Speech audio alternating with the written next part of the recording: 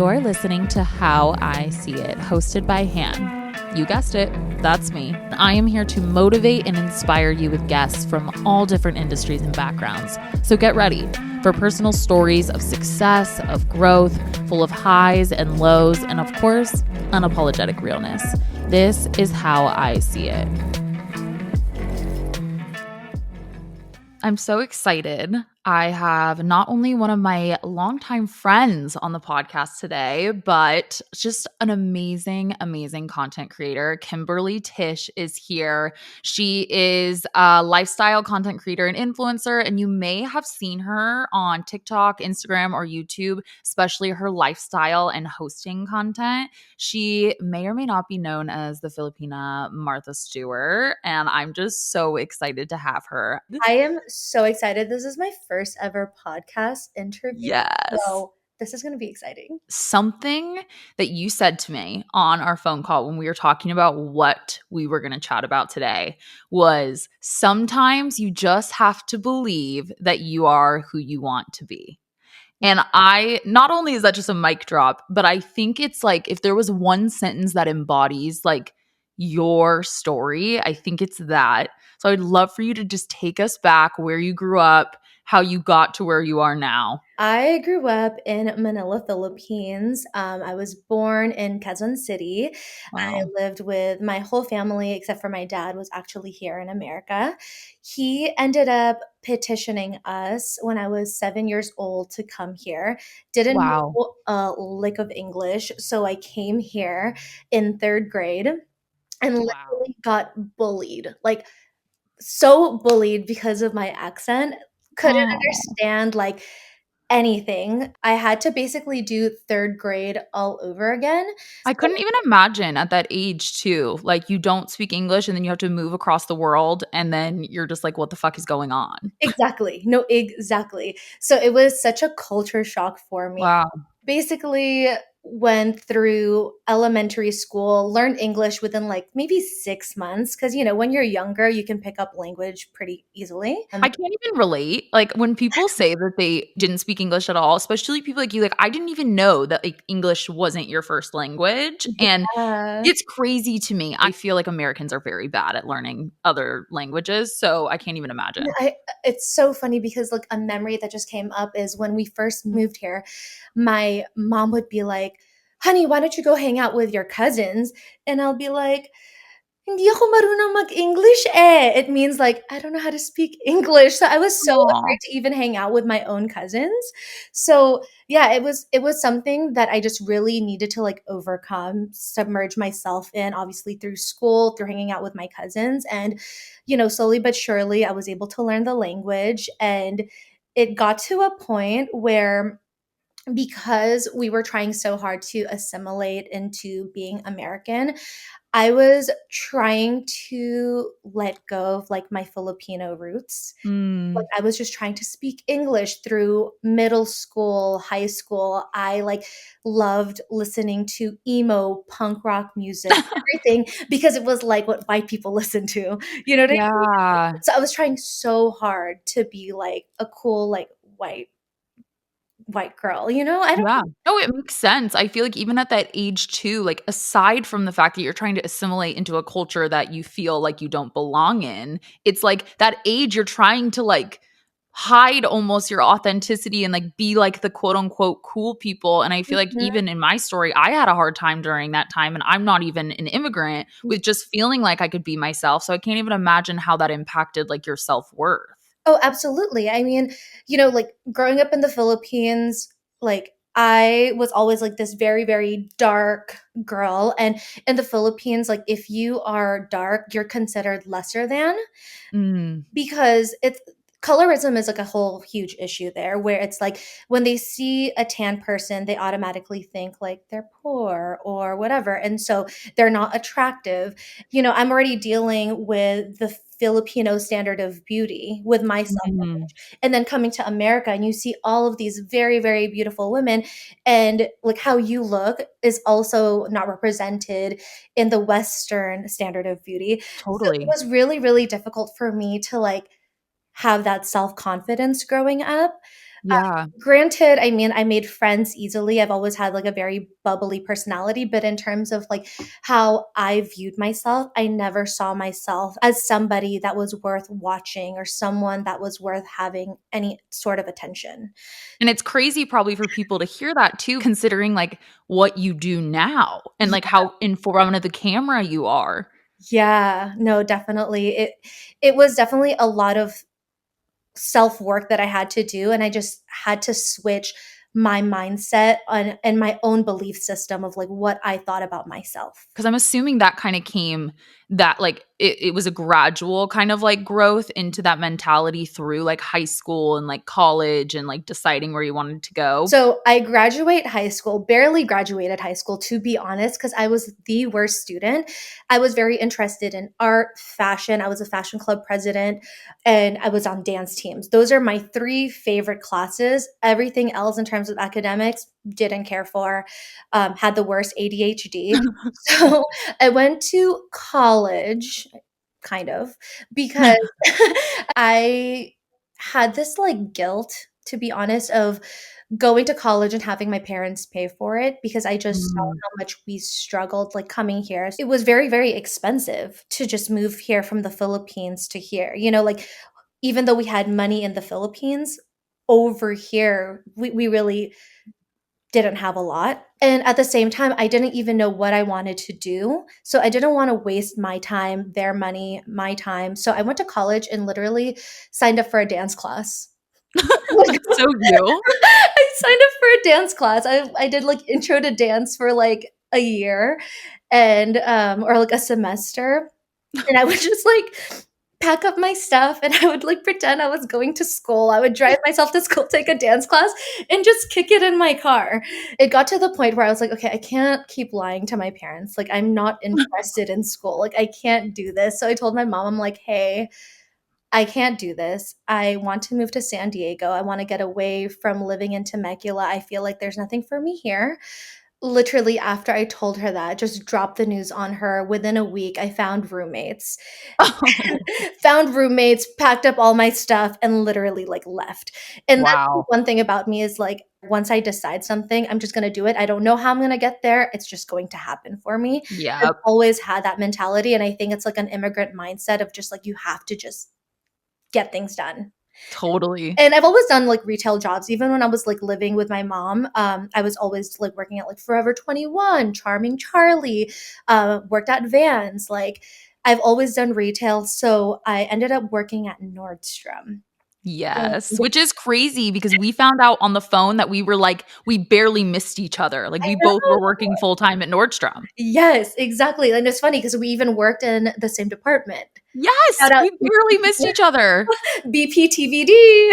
Yeah, When you work at Nordstrom, it's commission based. And I always saw that as like this amazing opportunity to make as much money as possible. And when you work in like the trend department, I think it's a mixture of girls that, you know, like are just doing it because like it's just like their part-time gig. And then you have yeah, people like me that it's like, if I don't make money, I have to go back home and I refuse to do that. I refuse to show my parents that I'm a failure in any shape. I was always like top sales girl. I hit pace setter. If you don't know what pace setter is, it's like you're one of like the best like salespeople in the whole yeah. store. Got all star multiple times. I drank the Nordstrom Kool Aid.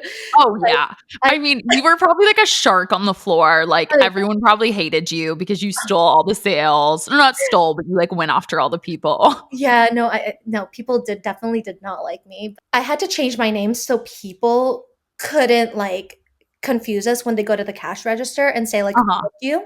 So I changed my name to Olivia, and it was almost I'm dead. kid you not, I changed my name to Olivia.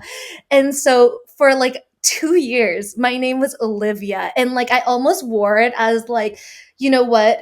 This is Kimberly and this is Olivia. And Olivia is this type of person. And I like made this like Olivia is a go-getter, Olivia is this, this, this. And so that whole experience really taught me that whatever you say about yourself is who you become.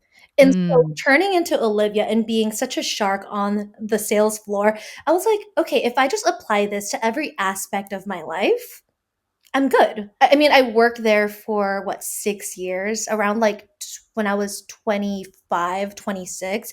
I decided I needed to be a grown up. I needed to work like in a 9 to 5 setting because that's what adults do, right? Yeah. And Like the so, pressure. yeah, I was like, I was sick and tired of not having my weekends, hanging out with my friends. All of my friends worked these like corporate office jobs and they would hang out during the weekends. And I would be busy at Nordstrom, Yeah. closing the store down.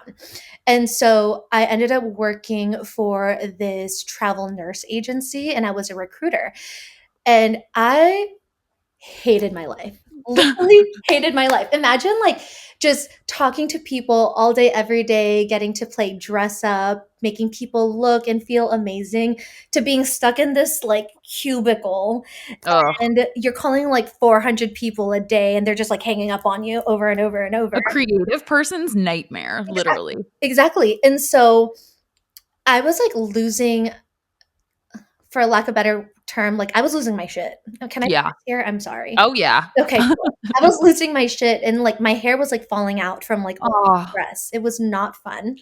Well, you were, like, violating your conscience. Like, I talk a lot on the podcast about, like, violating our conscience or our true authentic self, and you were, like, in this position, in this case, in a job where you were, like, miserable and your body was showing, like, physical symptoms. Absolutely. I think it also triggered my PCOS. Like, kid you not, Oh, it literally like ruined like my hormones because I was so stressed.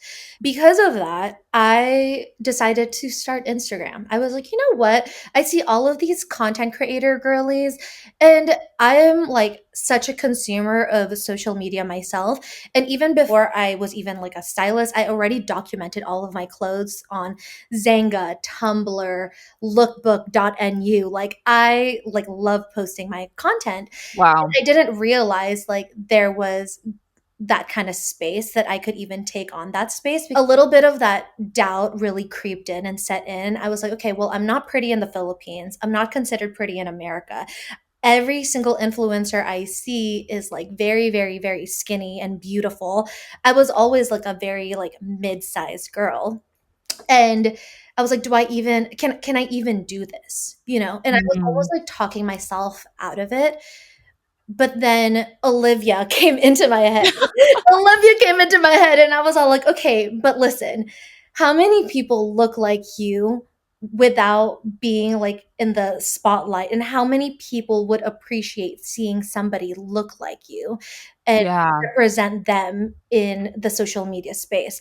And I think like because I've always had that mindset, when I started, I was like, I just really went on with that mindset and it really motivated me to start posting consistently. I love that. I love that you're bringing this up because we have a very similar story in this way because I feel like when I started, it was more of like, I'm not a model. Like, Mhm. at that time too, we kind of started around the same era. It was like all the Australian models that are like Yes. toothpicks and like blonde. There's no one talking about like depression and like suicidal thoughts and trauma. I want someone like me, but I think that a lot of people, I'm sure, ask you too, like, where does the confidence come to like pose in front of the camera and whatever. And I think like it just came with time. It was never something that I was good at or felt confident in originally. It was just something I felt like I needed to do for the girls like me Mhm. who wanted to see more realness, And so you kind of put like that mission first. Yeah. When you start thinking about other people first before yourself, I think that's where the true motivation comes from. And that's where your confidence can easily shine through because you feel Mhm. like you have a mission to do this for other people other than yourself. Yeah. So Okay. So the most iconic, in my opinion, part of your story is now because, and obviously, like I told the audience, like we're friends. So I know this story. But one of the most iconic things I found out about you is that when you decided that you were going to be a content creator, like you were like, yep, Olivia was like, yes, we're doing this. And Kim was like, yep, we're on board. yeah. You quit your corporate job and tell the audience what you started doing. Well, okay, first off, I didn't quit my corporate job. They let me go because I was Oh. so bad at it. Literally, I was so bad at it, and I think the only reason why I lasted was because I, like, was friends with the directors. Genuinely, You genuinely. were the personality hire. I was the personality hire for sure, but I ended up getting let go, and I remember sitting in my car, like, calling Matthew and, like, bawling my eyes out. He's my husband. I was telling him, like, I don't know what to do. I love Instagram. I want to keep doing Instagram, but, like, how can I keep doing that? I still have bills to pay. How am I going to pay for rent?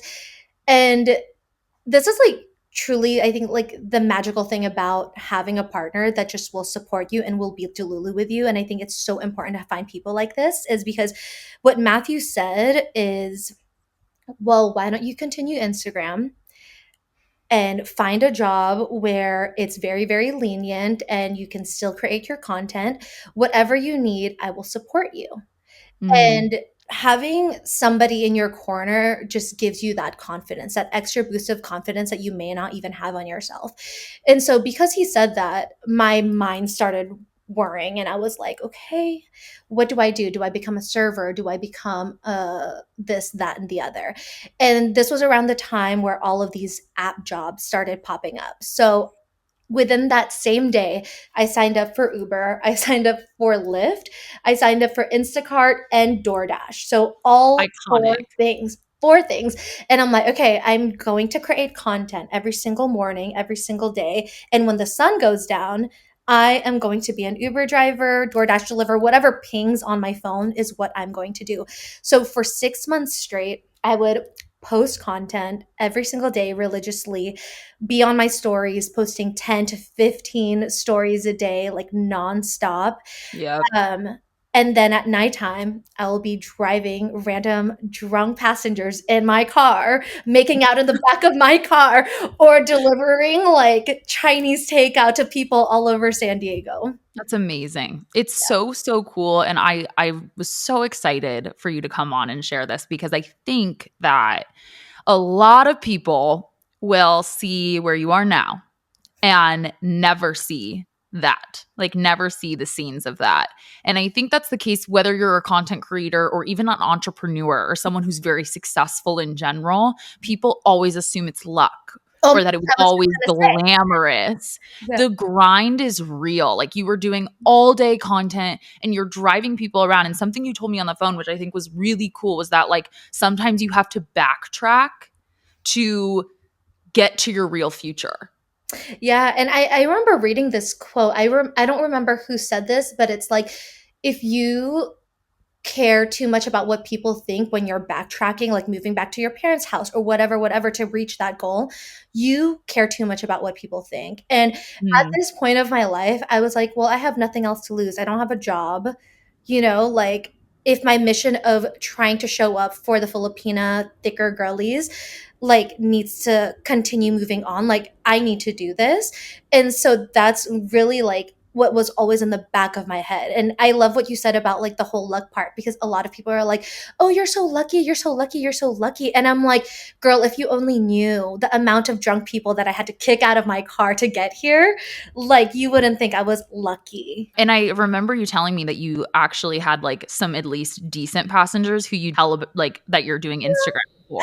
It's funny because I'm actually like mutuals with them now. Like I'm actually like friends with them. So I would be so delusional, you guys, with like 1,500 followers. And I would tell people in my like Nissan Sentra, I'd be like, yeah, I'm an influencer. I just do this part time because, like I have to deal with net 30, net 60. Like I was like speaking, I never got paid from content. Okay. I knew that there was like that net 30, net 60. Yeah.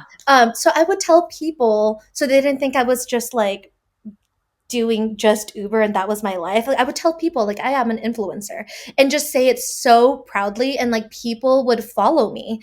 And I have people to this day that would say like, I can't believe you're at this amount of followers. I remember being in your car and you only had this many, and you were just so proud of yourself with even having like such a small amount, and seeing where you are now. It's so nice to see like your journey. I think it's so incredibly cool.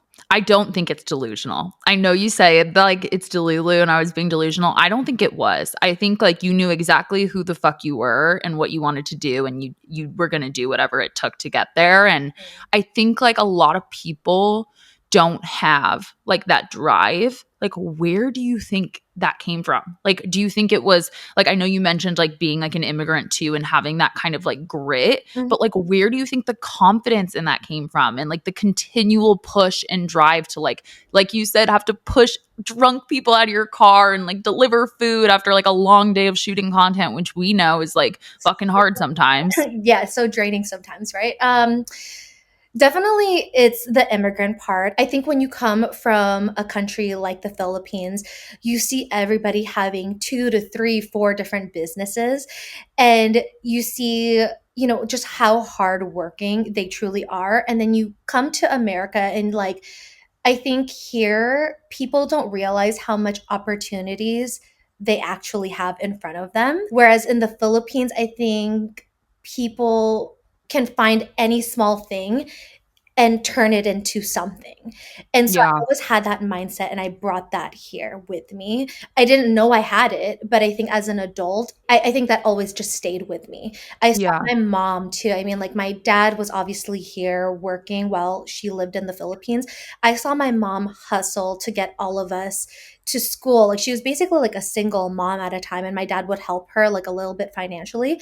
But I saw my mom like struggle, like finding different jobs to like also support her kids. And so I also think I got it from my mom, and just seeing like how much of an amazing woman she is and how hard she worked for her family. When you feel like very drawn to something, and I think like when you talk about like this like behavior in the car where you're like, I'm an influencer, and like you weren't even making money yet, but you were like, I am, like that's what I want, that's what I am. Like I think that when you have that passion and like deep understanding of like where you're supposed to go, or like what you know you're supposed to do, you kind of just like do what you have to do to get it done. I feel that way right now, even where I'm like just doing so much at the same time. I'm just tired. It's chaos. I'm like running so many things at one time. And people are like, to your point, like, you're so lucky. And it's like frustrating because I'm like, no, like I literally just do what I have to do. And like Mhm. anything that now seems like luck is because I spent the last 7 years grinding.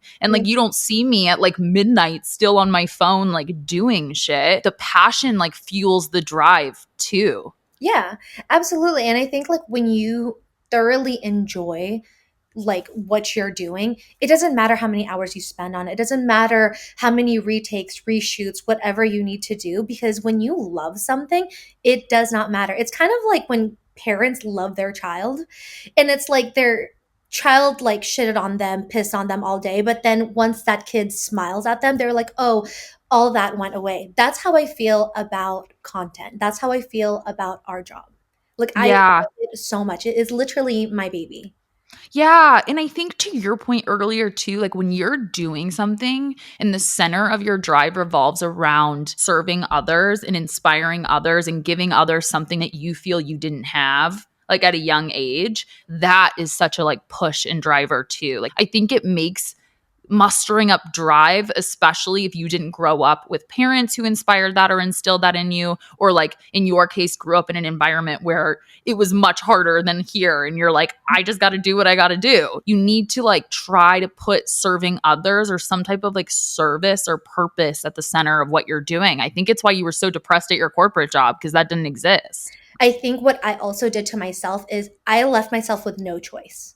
Mm. And I think if you want that motivation, and maybe this is like the worst advice that I can put out there, give yourself no choice. Quit your job, have no money, have past due bills piling up, see what you end up doing, because that's essentially what I had to do. I don't think it's bad advice. I think if you're being like you don't end up on the street, or you're being like somewhat responsible, especially if you are single, Yeah. like no children. Yeah. Like if you have an opportunity to like kind of like throw shit at a wall and like go for it, then do it. And I think to your point, like when you have like safety nets, Mhm. it's hard It's to like hard. push. It's totally hard. I think like when you take out everything, right? Like the support of your parents, your job, your partner, whatever that looks like for you, like you have no other choice than to just do it. You just do Yeah. something and make something happen for yourself. Like you just have to put that extra added pressure on you. Yeah, yeah, and I think it's a good pressure, and I think there have been moments too where, like, I look back and I'm like, "Oh, I was so devastated, like, in those moments or struggling so hard," and then now I look back and I'm like, "Thank God," because it wouldn't have pushed me the way it It did. really needed to happen. No, absolutely. Yeah. Okay, so how long? How long were Absolutely. you Uber driving and doing all of this until you started actually being able to pay your bills with content creation? I was able to pull back from Uber driving and all of those things within 6 months because I Wow. really, really, really went hard. I posted like 2 times a day sometimes. And then within probably, I would say 9 months, I was able to go full time. Wow. Yeah, I That's went so from cool. 1,500 to I would say like almost 30,000 Wow. within 9 months. And this was around the time, keep in mind, like 30,000 now versus then is significantly different. I came around the time where, I mean, I started around the time where 30,000 was able to get you like really, really good brand deals in my, Oh, yeah. I was getting, like I think I went full time at, like, 20K or something, and, like, it was in the era when, like, it was a big deal too because you couldn't even, like, do a link in stories until you hit 10K. yes. 'Cause it was less saturated, there was no TikTok, so it was, like, a big deal to be at these numbers. When I was trying to go full time, I was pitching, like, no exaggeration, hundreds of brands every single day, and to your point, like, shooting content and posting so much. Gosh, I feel like back then the algorithm wasn't as, like, spotty, so I feel like everyone was seeing everything. Yes, absolutely. And like we also had a chronological order. So Yeah, that also helped out a lot. I remember every 9 o'clock, 9 a.m. post, wake up, yeah. post. Like I don't care if I was editing until like 3 in the morning, post at 9 a.m., go back to sleep. Yeah, yeah. No, it's crazy. It's so crazy. And so now you're doing content creation, but it's like pivoted. I started with just fashion, just showing my outfits. I was very heavy on showing off colorful outfits when I started. And then I started implementing like beauty, a little bit of travel. But then 2020 hits and we were all stuck at home. And I didn't want to feel tone deaf, right? Like I didn't want to Yeah, feel tone deaf. And I also was like, I'm not gonna get dressed up. Like I am not yeah. gonna get dressed up to what? To do what? To hang out with my friends via Zoom. I'm not doing that. So I started crafting and I was like, oh, this is so much fun, right? I was like making earrings and everything. And again, me being who I am, I always turn everything I touch into a business. I turned my polymer clay into an earring business, a full blown earring business called Clay by Kimberly. And I started falling back in love with crafts. And then at the same time, I started showing more of like my cooking, my floral arrangements, and all of these things that just genuinely brought me joy. Because the thing with content is, it's so much fun to do, but if you are an artsy creative person, sometimes you just want things that are a little bit more tangible. You want to be able to create something with your hands and not through your phone, not through your laptop. And so I just started falling in love with like younger me who was always into arts and crafts and it's just Mm, really digging deeper into like my inner child. Around this time, I just stopped thinking about what life looked like. I started thinking about what life felt like. mm. Yeah, I Tell me more about that. That's really, really cool. I feel like I've never heard that before. yeah, I mean, when you start doing content, you're always like, oh, this looks cool, this makes me look cool, I'm going to this event, I'm going to that event, I'm hanging out with these cool people. And I was like, you know what, like around this time I was like, I don't really care about that anymore. Like I think maybe it was the age, like I was in my late 20s and I was like, you know what, like I just want to do things that just feel good, whether that's creating floral arrangements, playing with clay, or like doodling with watercolor. Like, I just wanted something that just made me feel good, made me feel calm. Around this time, I also started having like really, really bad anxiety slash panic attacks. I think just being indoors really like set it off. And Mm. I started also gaining a lot of weight because I ended up having PCOS. I didn't even know, but I was dealing with PCOS symptoms. And so I just kind of stopped with fashion. I didn't put all of my focus on fashion anymore because it just wasn't making me feel good. I'm like, okay, I am showing up for my Filipinas that are a little bit thicker, that, like I can teach them how to dress. But at the same time, I felt like I wasn't pouring into my own cup. And what was really filling my cup were creating these beautiful, like, tablescapes and like feeding my friends, like just creating my community after being stuck at home for such a long Yeah. time. Just Yeah. building those friendships, watering all of my friendships. I remember I was in like, so I've told you a little bit about like my mental health story, but in the beginning of my like therapy journey. So like I've been in therapy for, I mean, I'm not actually currently in therapy right now, but I was in therapy for like 4.5 years straight. It was like very intense Yeah. time in my life in the best way possible. But in the beginning, I remember telling my therapist, like, this is what I want to do. Like, this is the plan. This is how Han sees it. This is like how I want to help people. This is how I want to make people feel. And I'll never forget her looking at me. It was probably way more poetic than I'm going to put it. But she essentially was like, how can you expect to help others if you aren't even like whole yourself? Absolutely. And I think that when you honor like your authenticity and your loves in that inner child or the things you're drawn to, instead of doing the things that you think you're supposed to be doing, like people feel that. And Absolutely. I think that has the same impact. But when you're like trying to like, not even in content, just in life, trying to like do and be a part of the things you think you're supposed to, or like you had told yourself that you want to be this like big shot whatever. And so you keep doing the same things and then you're unfulfilled. I think it's time to ask ourselves in that moment, like, okay, what do I actually feel? And I don't think we're good at doing that. Oh, yeah, because like life is just so busy all the time, and you don't have time to just step back and just realize, is this even fulfilling me? Is this even making me happy anymore? So I think the great thing that came out of 2020 is we all got to slow down and got to figure out ourselves. And I think that's really what happened to me. And that's when I realized, I'm like, okay, fashion is cool, but there's just so much more to me that I can offer people than just this.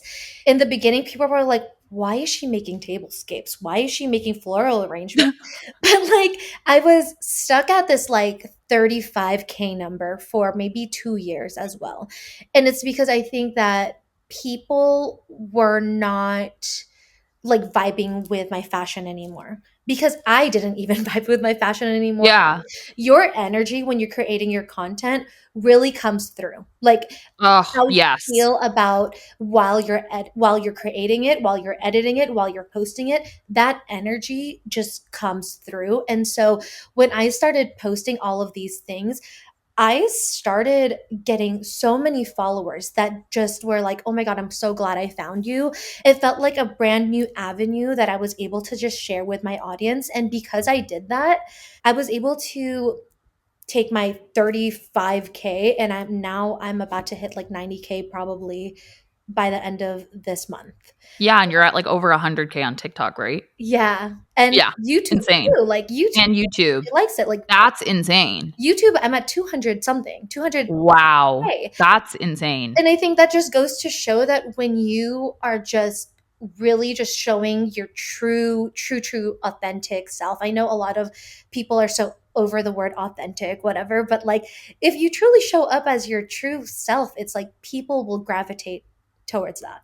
Yeah, I'm glad you brought this up too, because I think not just with content, but like in general with people, I feel like I'm not a super like hateful person. Like I don't dislike a lot of people and I'm not like super judgmental, Mhm. but I do have like very um what's the word? Like very clear reactions from people. Like good or bad. Like I'm not very like so with anyone. It's just very like It's either I I feel like you or I don't fuck with you. Yeah, or That's it's not nice. even like that harsh. I guess it's just like I will like even see someone like on the street or in a coffee shop, I'll have an interaction Yeah, and I am like quickly turned off by people where I can feel energetically that they are trying to like be something they're they're not. not. Yeah. And even on Instagram, like I'll see, to your point, like I'll see content and Mhm. it's not that I'm judgmental or like not a girl's girl or whatever, but I am like, I am quickly engaged or turned off by someone's energy quickly. And it's because of that energetic transfer. Like, even if it wasn't my style, just based on the fact that I could tell there was like an authentic, like, love in the creation Mhm. of it. No, I feel that. I feel that. I always think about the people that I follow. And I went through this time where I looked at all of my following, and based off of like whatever they posted that day was basically the decision maker whether I was going to stay or not. And that's what I did. I was just like, you know what? Like, there's a reason why I'm following the people I follow. And like, if I no longer resonate with your content, I'm just going to go. And that's okay, you know? Yeah. Yeah. And I think a lot of the people I follow too aren't even my style. No, It's just something about like seeing the authenticity of the art and like the impact, it's the even if it's feeling. It's not. the feeling that you get watching their Yeah. content. Like, I could never pull off like your type of outfit, but I love them. I'm like, pop off, sis, you are so hot.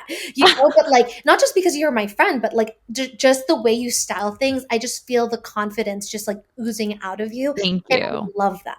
It's like Thank you you. give off such amazing like energy. Like it makes me feel like I want to just like I don't know, just show up and be like a boss ass bitch every time I look at your content. Oh, thank you. That means a lot. I'm glad I made the cut No, in your followers. But that's how I feel about you too. Like our style's so different, but I love it. I love watching you create. I mean, we both love to host, but like even before that, like I followed you on Instagram, not because our fashion was the same, but I just loved the energy. Maybe I could feel that you were like grinding behind the scenes, like driving Uber. you just knew. You knew. I just knew. I was like, this girl's got something They going. dropped off DoorDash one point at your house and you just, Maybe someone's listening right now and they're just like, this girl. I mean, I know I'm listening and I'm like, you're so impressive, like what you've done.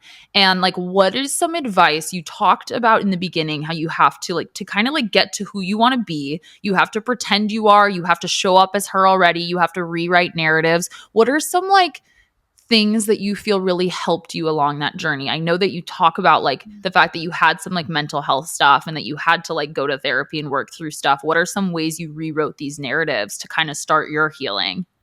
I would say one is figuring out who your real friends are. Mm, I think that, especially being in this industry, you have to figure out who is actually really rooting for you and only hang out with the people that you feel amazing and like feel like fill your cup after leaving that interaction with that person. I think surrounding you with yourself with an amazing community will take you so far in life. Think of your friends and see them as like a Rolodex and try to figure out like how do I feel when I hang out with this person? How do I feel when I hang out with that person? And if you feel any type of way, any negativity at all, just keep it to a minimum. yeah. I Yeah. I love that. You need people in your corner to get you to just believe in yourself because once you believe in yourself, so many magical things will happen for you. Yeah. Whatever industry you're in, whatever you want to do, once you have those people in your corner just telling you that you can do it and just being your cheerleader, it will get you so far in life. Yeah, it's funny because I don't have a lot of creator friends. Like Mhm. I don't hang out with a lot of people in our industry. I wish we could hang out more, honestly. I would love to hang out with you more if we were in the same I city. know. But like I want to be friends with people when like I tell them like an idea I have, like another fucking like 15th idea of something that I'm gonna do. I don't want like weird looks like I can't believe you're gonna do that, or like that doesn't make sense, or like obviously I want honesty, but like I don't want someone who's gonna like doubt my ability. I want someone who's gonna be like, yes, like Yeah. cool, how can I help you, or like Yes. let's talk about it. Or like just randomly send you like links to resources. Those are the people that I want in my corner. I don't want people that are like, okay, that sounds like a lot, but okay, pop off. I don't want that. I want the energy of like, you know what, you would do so well. This would be so cool in your blah blah blah blah blah. Like I want that energy of just feeling supported.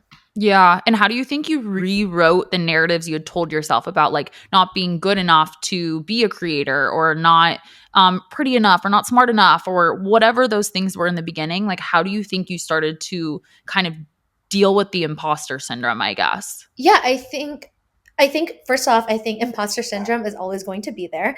But Yeah. what I think I do for myself is canceling out all the noise and always just thinking about, well, how do you feel about yourself and looking inward?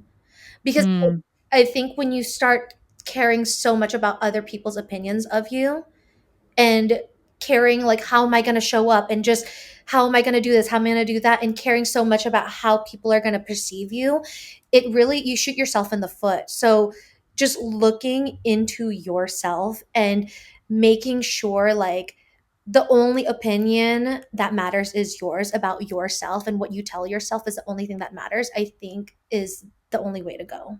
yeah, I'm in full agreement with you. Imposter syndrome never goes away. And I think like same thing for you too. Like I'm just a doer.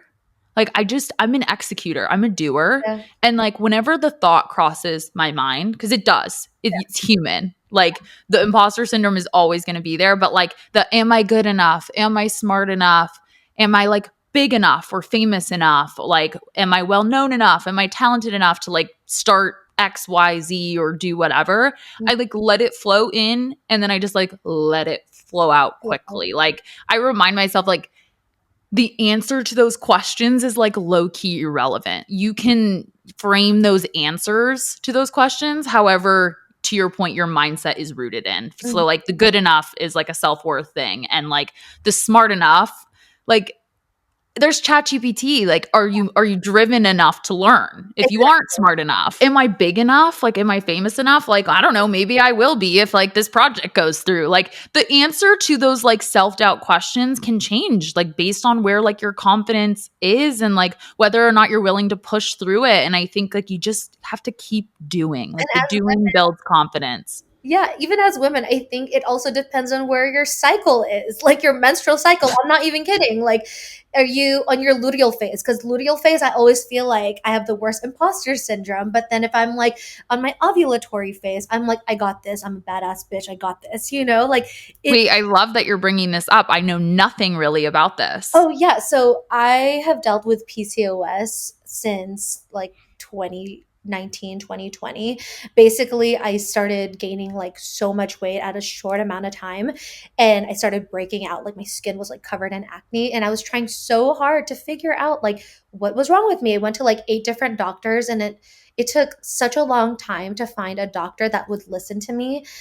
In 2023, I finally found a naturopath that like made me do all of these tests, and I found out that I have PCOS.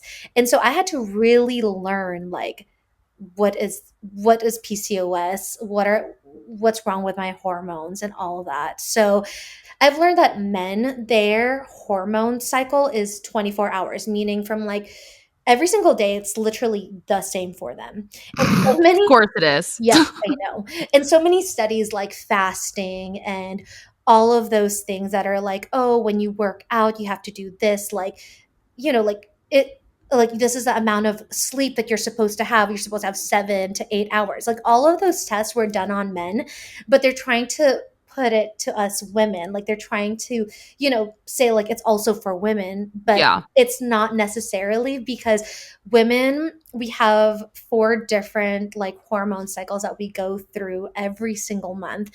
You have your luteal, your ovulatory, your menstrual, your follicular, like all of these different phases. And so, depending on where you're at in those phases, you have to take care of your body a little bit differently. Wow. Right now I'm in my ovulatory. I am feeling so confident, so I'm so happy. This is why I was like, yeah, let's do it on this date. Because if you ask me my luteal phase, I'm like, I'm not gonna go on camera with my face looking uneven Oh and my healthy. I'm not God. doing that. So this is why I was all like, oh, this is the date. Yeah, perfect. Let's do it. Hey, I love that. I mean, you look gorgeous. You look amazing. Thank you. I'm so happy that you came on just to share all of your knowledge. And I think a lot of people are going to be really inspired. I'm telling you, the Uber DoorDash thing is like, I don't know why. I think it's just like that job of this generation too. And I think that a lot of people wouldn't do what you did to like Yeah. fulfill your dream. And I think that from this episode, a lot of people are just going to be able to look at their priorities and the work they're putting into their dream that they can't seem to get, but like Mhm. aren't sacrificing a lot. And I just think it's really inspirational. Thank you so much. This was such a great conversation. Thank you so much for having me Oh, on. yeah. Okay. I ask everybody Okay. before the end of their episode, looking back on your journey, what you've been through, all the way from the Philippines to now, and it's not close to being over. How do you see it? How do you see the journey of life, the journey of your career so Oh far? gosh, I love this question. I haven't even really thought about it. Actually, yeah, I have. Let's be for real. I've already planned out 10 years from now. Moving forward, what I see for Matthew and I is we are going to start our own studio. Oh, I love We are going to that. start our own art cafe studio where Wait, that's amazing. we host dinner parties as well as art cafe nights where we offer you a menu of all the different crafting supplies you can order from us. And you can just hang out there, chill, make friends, and yeah, disconnect from the busyness of life. I love that. So you see it as like exploratory, as like never ending. Oh, yeah. Oh, yeah. I think that I'm having so much fun with content. I'm going to continue doing content until I have like kids. Like, I don't care. Like, I love this job. But I am ready to serve my community in a different way. That's so cool. I love it. I love it so much. Thank Thank you so much for coming on. Please share your socials, where people can find you and follow you and get inspo. Okay, you can follow me on Instagram, TikTok, YouTube, Pinterest, and it is at It's Kim Tish, Tish. Yay. It will be all in the description below as well. But thank you so much, Kim. It's a pleasure to be associated with I you. love I am like, you. Thank you so seeing you at events is like the best for me because I'm the same way. I don't really like go to much anymore. Yeah. Like, unless it's like actually like worth it. Yeah. And I always, my first thought when I get in the car is, I wonder if Kim's going to be there. Well, you just call me. We'll make it I happen. know. I'm going to be like, come. Yeah, just come. Thank you so much for listening. I hope you enjoyed the episode and I hope you leave here feeling motivated and inspired. Do not forget to rate and review the pod on Apple Podcasts and Spotify. And don't forget to follow How I See It Pod so you can keep up with podcast updates and see who's coming on next. And if you're not already, come join the fam and follow at How Han Sees It. Thank you guys.